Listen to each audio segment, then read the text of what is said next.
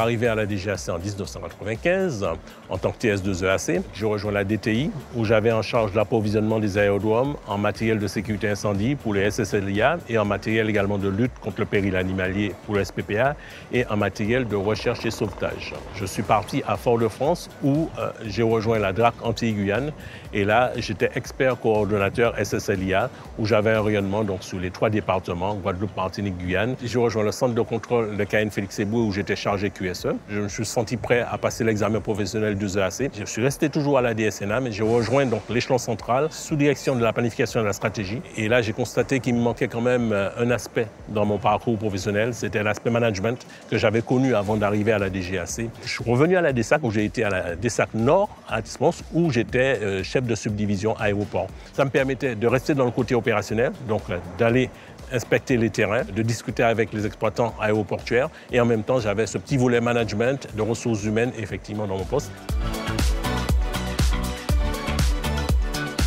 C'est là que j'ai candidaté sur le poste d'adjoint du délégué Guyane et j'ai été retenu et j'y suis maintenant depuis 4 ans pratiquement. Mes missions sont diverses et variées, mais elles peuvent être regroupées en 2 grandes catégories. Celle relative à l'inspecteur de surveillance et celle relative à l'adjoint du délégué. Concernant l'inspecteur de surveillance, je dois d'abord m'assurer que les exploitants aéroportuaires respectent des règlements en vigueur. Cela se passe au travers d'un plan de surveillance établi en collaboration avec le chef de division. Et en fait, ça se traduit sur le terrain par réaliser des inspections, rédiger des rapports, faire des suivis de plans d'action corrective, coordonner mes actions avec les autres inspecteurs de manière à contribuer à avoir des indicateurs totalement conformes à ce qui est entendu par la DSAC. Concernant l'adjoint du délégué, la mission première reste quand même de seconder le délégué lui-même dans ses tâches au quotidien. Être le délégué Guyane de la DSAC, c'est être le primo-interlocuteur de partenaires et d'opérateurs très variés. Le préfet, les autres services locaux de l'État, comme le parquet de Cayenne, l'ARS, le parc amazonien ou encore les forces armées en Guyane, mais aussi d'autres acteurs institutionnels comme la collectivité territoriale de Guyane, la Chambre de commerce et d'industrie de Guyane et d'opérateurs nombreux comme les compagnies, les associations, les dronistes ou autres. Cela sous-entend de répondre à toutes les sollicitations externes dans les domaines techniques, économiques et stratégiques. Cela se fait bien évidemment en collaboration avec le siège à Fort-de-France. Cela nous amène régulièrement à devoir travailler avec les experts de la DSAC AG ou d'autres services de la DGAC pour réfléchir collectivement à des solutions adaptées à la situation guyanaise.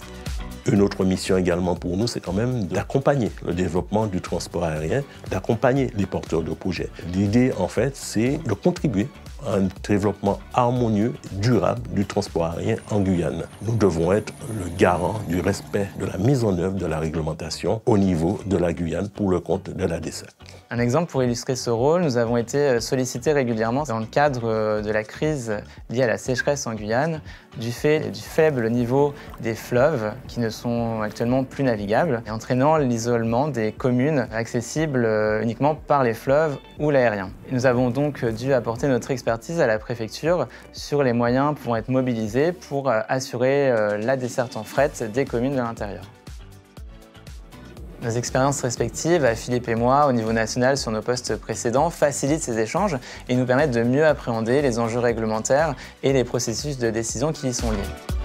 3 faits marquants. Le premier, contribuer en collaboration avec la DTA à mettre en place une délégation de services publics urgente au moment de la faillite de la compagnie qui desservait les communes de l'intérieur. Le second fait marquant, c'est ma participation à l'analyse des offres des candidats au renouvellement de la concession de KN Félix Eboué. Ça également, ça se fait en collaboration avec la DTA et j'apporte surtout mon expertise au niveau des domaines sécurité et sûreté.